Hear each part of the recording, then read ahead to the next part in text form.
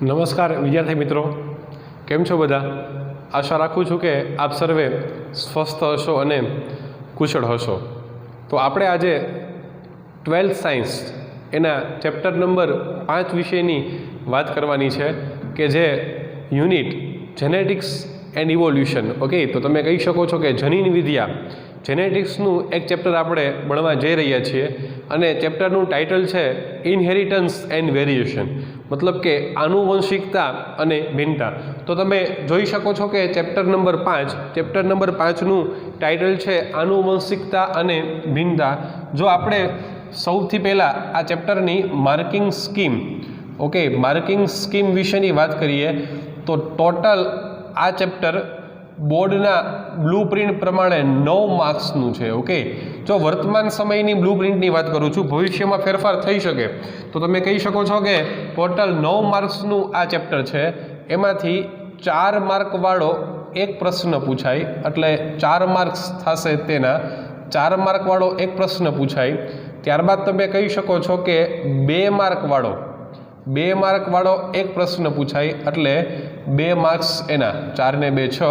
અને તમે કહી શકો છો કે 3 MCQ પૂછાય. ઓકે, 3 MCQ પૂછાય, મતલબ કે 3 માર્ક્સ MCQના. તો આ રીતે ટોટલ 9 માર્ક્સનું આ ચેપ્ટર બનશે આનુવંશિકતા અને ભિન્નતા, મતલબ કે ઇનહેરિટન્સ અને વેરિએશન. તો જોવા જઈએ 100માંથી 9 માર્ક, મતલબ કે 9%, તો તમારા 12thનું આ જ ચેપ્ટર કવર કરે છે અને ખૂબ જ ઇન્ટરેસ્ટિંગ, ખૂબ જ રસપ્રદ અને તમને ભણવાની ખૂબ જ મજા આવે તેવું ચેપ્ટર છે. અને આ ચેપ્ટરમાં ખાસ વાત એ છે કે તમામ પ્રકારના કોન્સેપ્ટનો આ ચેપ્ટરમાં સમાવેશ કરવામાં આવશે. મતલબ કે જે સિસ્ટમ છે, જે પદ્ધતિ છે, બરાબર, પદ્ધતિ આપણો પાયો છે, પદ્ધતિ આપણો પાવર છે, મેથડ આપણી જે પાવર છે એ મેથડનો ઉપયોગ કરીને ઓકે આપણે આ ચેપ્ટરને સમજવાનો પ્રયત્ન કરશું. તો 9 માર્કનું ચેપ્ટર છે એ તમારા મગજમાં ખાસ યાદ રાખજો. હંમેશા ચેપ્ટરની શરૂઆત આપણે કરશું તેની પ્રસ્તાવનાથી. ઓકે, તો જો આપણે વાત કરીએ છીએ ચેપ્ટરની પ્રસ્તાવના વિશેની, ઓકે, તો પ્રસ્તાવના મતલબ કે તમે જેને કહી શકો છો ઇન્ટ્રોડક્શન.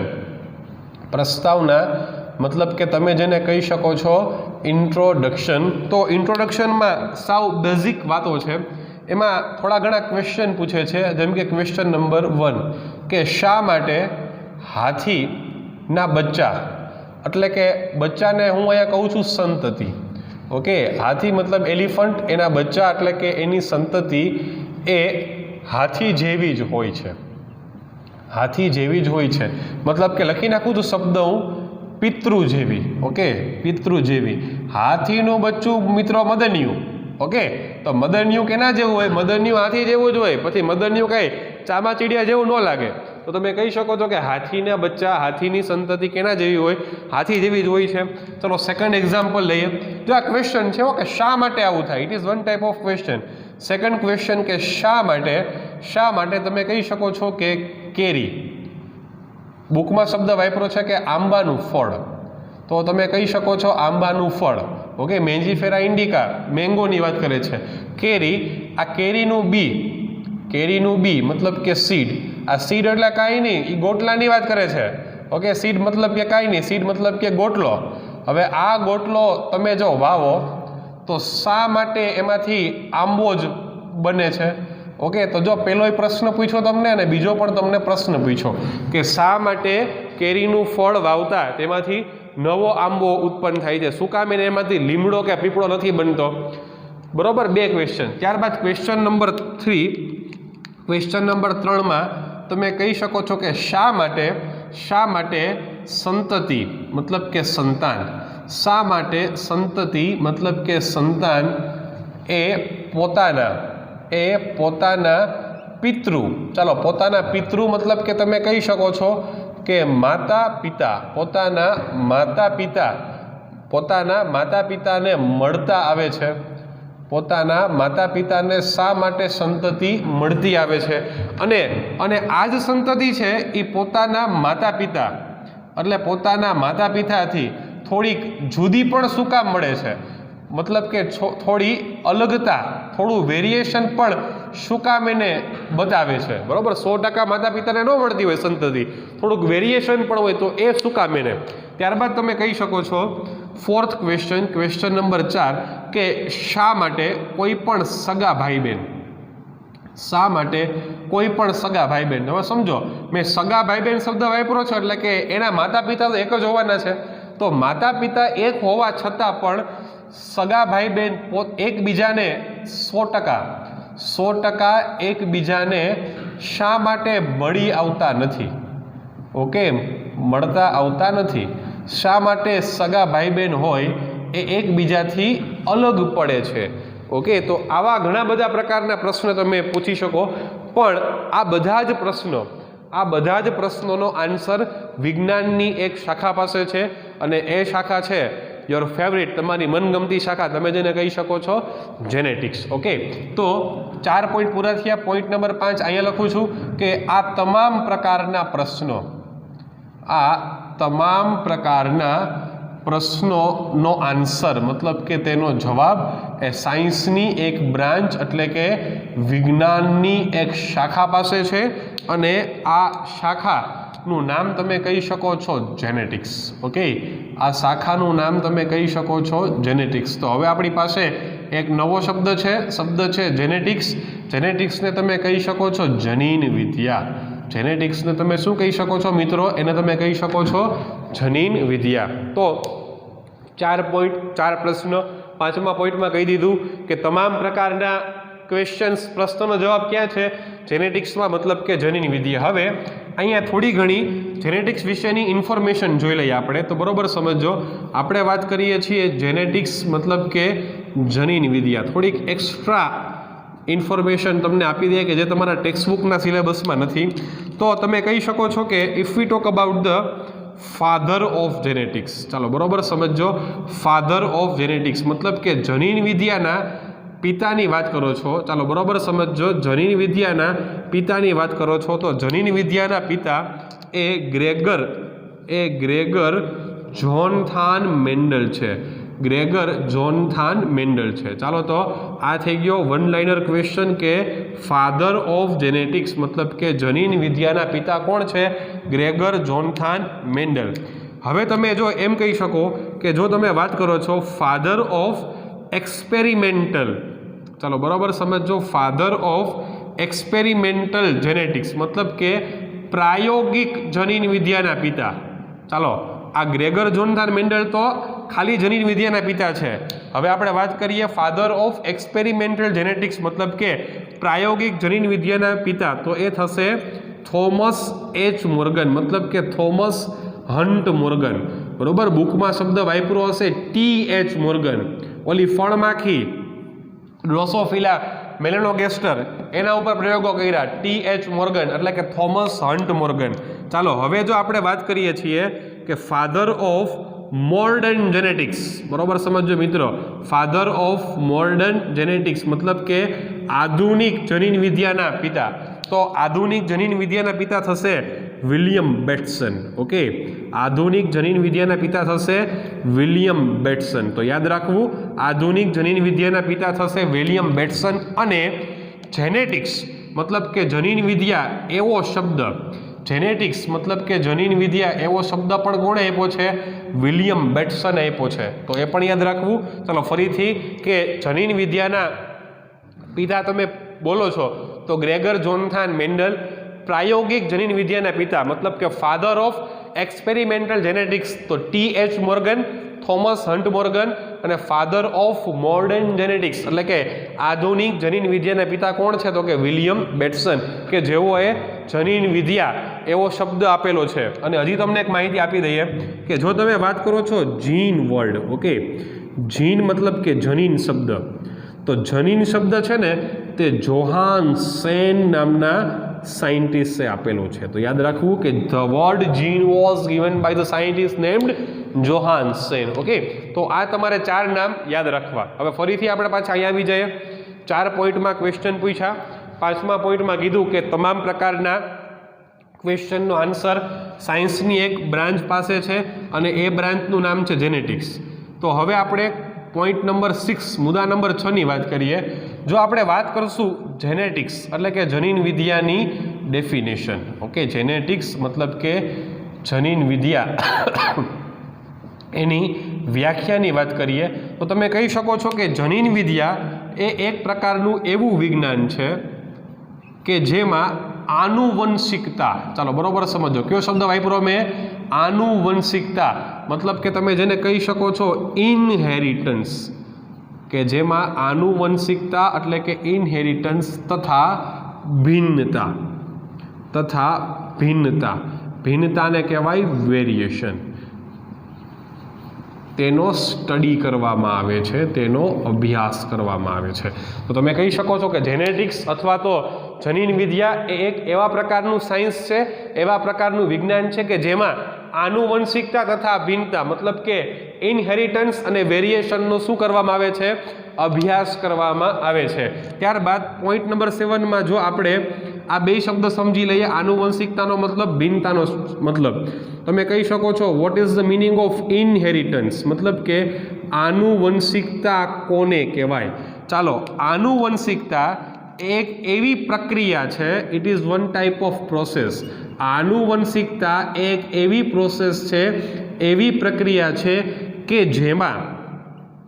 જેમાં કોનું, તો કે લક્ષણોનું વહન, કે જેમાં લક્ષણોનું વહન ક્યાંથી ક્યાં થાય, પિતૃ પેઢીમાંથી સંતતિમાં.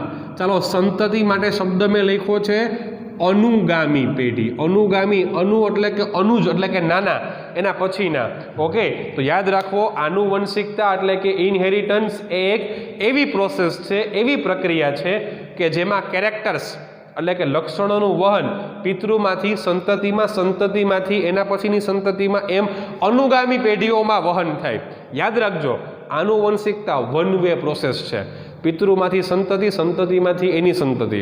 ઓકે, પણ પાછી રિટર્ન ન આવે કાંઈ સંતતિમાંથી પિતૃમાં, મતલબ કે અનુગામીમાંથી પૂર્વગામીમાં આનુવંશિકતા જોવા મળે નહીં. It is not possible.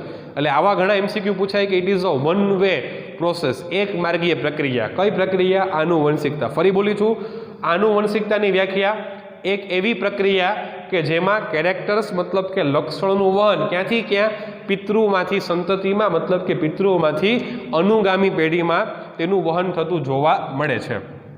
ચાલો, point number 8, if V talk about the variation, એટલે કે જો આપણે વાત કરશું કે એની ભિન્નતા વિશેની.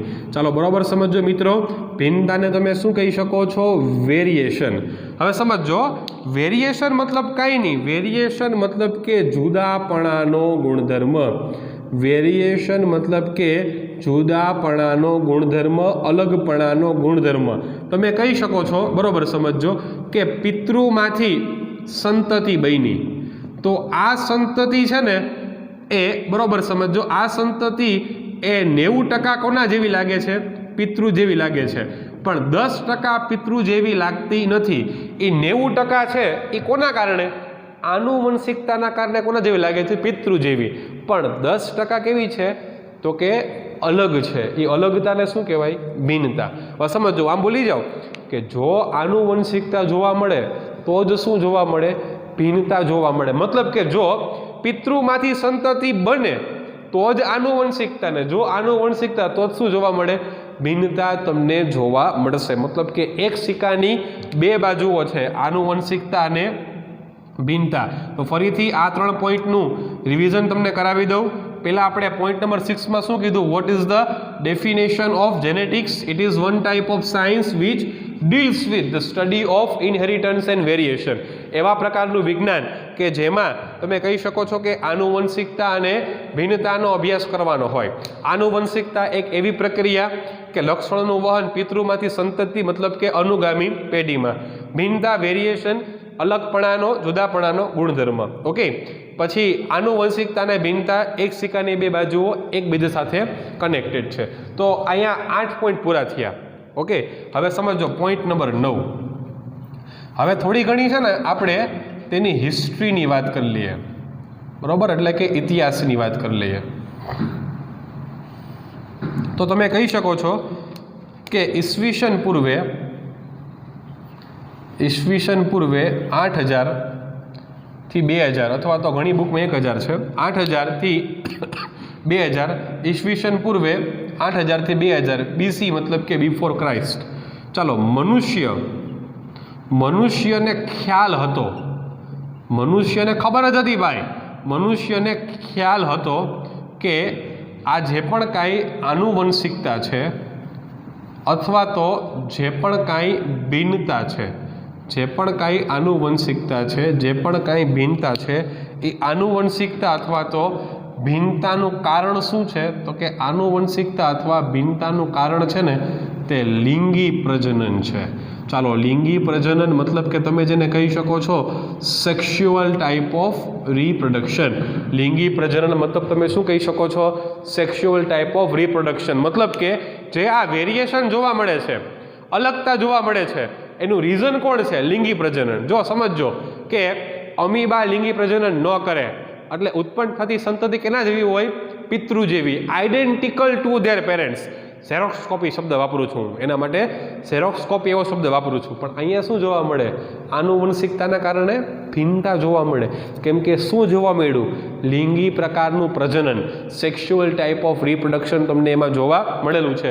એટલે મનુષ્યને ખબર જ હતી, એટલા માટે જો સમજો પોઈન્ટ નંબર 10, એટલા માટે મનુષ્ય શું કરતો?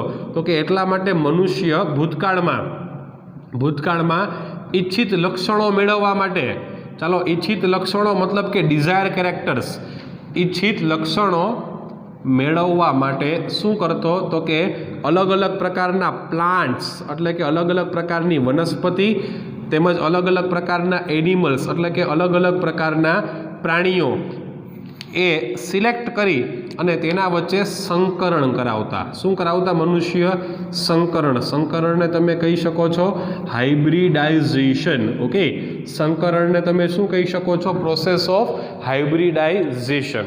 તો મનુષ્યને ખ્યાલ હતો કે લિંગી પ્રજનન જ ભિન્નતાનું કારણ છે, એટલા માટે જ ડિઝાયર કેરેક્ટર્સ, વોન્ટેડ કેરેક્ટર્સ મેળવવા માટે શું કરતા? તો કે પ્લાન્ટનું સંકરણ અને પ્રાણીઓનું પણ સંકરણ। શું કામ સંકરણ કરતા? ઈચ્છિત લક્ષણો મેળવવા માટે સંકરણ કરતા હતા। ફોર એક્ઝામ્પલ કે તમે એક છોડમાં, બરોબર સમજો, એક છોડમાં ગુલાબી કલરનું અને લાલ કલરનું ગુલાબ મેળવી શકો, ઇટ ઇઝ પોસિબલ। તમે કલમ કરી શકો, મતલબ કે એકનું પ્રકાંડ લઈ લ્યો, ઓકે, એકની ડાળી લઈ લ્યો, બે જોઈન કરી દો તો તમને એક જ છોડમાં અથવા તો એક જ પ્લાન્ટમાં તમને બે કલરના ફ્લાવર જોવા મળશે, ઇટ ઇઝ પોસિબલ। તમે શું કર્યું? તમે ઈચ્છિત લક્ષણો મતલબ કે બે અલગ અલગ કલરના ફૂલ મેળવવા માટે શું કર્યું? બેનું સંકરણ કરેલું છે। ઓકે, તો મનુષ્ય આવું કરતા। ચાલો તો એનું એક એક્ઝામ્પલ આપણે લઈએ। એક્ઝામ્પલમાં પોઈન્ટ નંબર 11માં આવશે એક્ઝામ્પલ। તમે કહી શકો છો કે પંજાબમાં જોવા મળતી શાહીવાલ ગાય। તો શાહીવાલ છે ને, it is a one type of district of the state Punjab. એ એક પ્રકારનો જિલ્લો છે, શાહીવાલ એક પ્રકારનો જિલ્લો છે। આ શાહીવાલ ગાય શું છે ખબર છે? શાહીવાલ ગાય છે ને એ એક પ્રકારનું સંકરણ છે। કોનું સંકરણ છે? તો કે પાલતુ ગાય એનો ક્રોસ કરાવ્યો છે એ લોકોએ જંગલી ગાય સાથે। ઓકે, તો પાલતુ ગાયના ઈચ્છિત લક્ષણો અને જંગલી ગાયના ઈચ્છિત લક્ષણો કોનામાં આવ્યા? પંજાબની શાહીવાલ ગાયમાં। તો it is one type of hybrid, okay, hybrid animal, એક પ્રકારનું સંકરિત પ્રાણી છે, એનું એક્ઝામ્પલ થયું। તમને ખબર છે ખચ્ચર, ઘોડા અને ગધેડાનું સંકરણ, બરોબર છે? કદ આકાર કોના જેવો? તો કે ગધેડા જેવો। સ્ફૂર્તિ કોના જેવી? તો કે ઘોડા જેવી। તો તમને ખબર જ છે કે લાયન અને ટાઈગરનું સંકરણ પણ એ વંધ્ય છે, એટલે આવું સંકરણ તમને જોવા મળે છે, બરોબર? કહેવાનો મિનિંગ એ છે મનુષ્યને ખ્યાલ હતો, મનુષ્ય સંકરણ કરતો હતો। ટેક્સ્ટબુકમાં એક જ એક્ઝામ્પલ છે, પંજાબની શાહીવાલ ગાય, બરોબર? આ શાહીવાલ શબ્દ છે ને એ વન લાઇનર ક્વેશ્ચન બને, 1 માર્કનો MCQ યાદ રાખવો। પોઈન્ટ નંબર 12માં તમે કહી શકો આપણા પૂર્વજોને તમામ પ્રકારની આનુવંશિકતા, ચાલો બરોબર સમજો, આનુવંશિકતા તેમજ ભિન્નતા, તમામ પ્રકારની આનુવંશિકતા તેમજ ભિન્નતા તેના વિશેની માહિતી હતી, ઇન્ફોર્મેશન હતી, તેના વિશેનું નોલેજ હતું, મતલબ કે જ્ઞાન હતું। પરંતુ આપણા પૂર્વજો છે તેને સાયન્ટિફિક રીતે, મતલબ કે તમે કહી શકો છો કે વૈજ્ઞાનિક રીતે સાબિત કરી શક્યા ન હતા। વૈજ્ઞાનિક રીતે સાબિત કરી શક્યા ન હતા, બરોબર? એટલે કંઈક આવું પ્રસ્તાવનામાં વાત કરે છે. ચલો, પ્રસ્તાવનામાં ઘણા બધા MCQ બની શકે. પહેલા 4 તો ખાલી શું છે, તો કે પહેલા 4 તો ખાલી પ્રશ્નો છે. MCQમાં વ્યાખ્યા બને એવા પ્રકારનું વિજ્ઞાન જેમાં આનુવંશિકતા અને ભિન્નતાનો અભ્યાસ કરવામાં આવે. પિતૃમાંથી સંતતિ, યાદ રાખવો શબ્દ, અનુગામી પેઢી, જુદાપણાનો ગુણધર્મ. ઓકે, હિસ્ટ્રીમાં ઈસવીસન પૂર્વે યાદ રાખવું. ત્યારબાદ ભિન્નતાનું કારણ, ભિન્નતાનું રીઝન કોણ છે, તો કે ભિન્નતાનું રીઝન છે લિંગી પ્રજનન. પછી સંકરણ કરાવતા, પંજાબની સાહીવાલ ગાય, કોનું સંકરણ એ પણ યાદ રાખવું. અને યાદ રાખવું કે પૂર્વજોને ખબર હતી કે આનુવંશિકતા ભિન્નતાની માહિતી હતી, એનું નોલેજ હતું, પણ એની પાસે પ્રોપર સાયન્ટિફિક રીઝન્સ કે સાયન્ટિફિક સાબિતીઓ હતી નહીં. તો આ થઈ ગઈ છે ચેપ્ટર નંબર 5ની પ્રસ્તાવના. જે પણ કાંઈ એક્સ્ટ્રા લખ્યું છે એ પણ તમારે યાદ રાખવું. જેમ કે father of genetics Gregor Jonathan Mendel, father of experimental genetics T.H. Morgan, Thomas Hunt Morgan, father of modern genetics William Bateson, and the word genetics was given by the William Bateson. અને જનીન મતલબ કે જીન શબ્દ એ જોહાન્સન દ્વારા આપવામાં આવેલો છે. તો આ સાથે આજનો લેક્ચર, ઓકે, ચેપ્ટર નંબર 5નો પહેલો લેક્ચર અહીંયા સંપૂર્ણપણે આપણે સમાપ્ત જાહેર કરીએ છીએ. ફરી મળીશું. Thank you very much.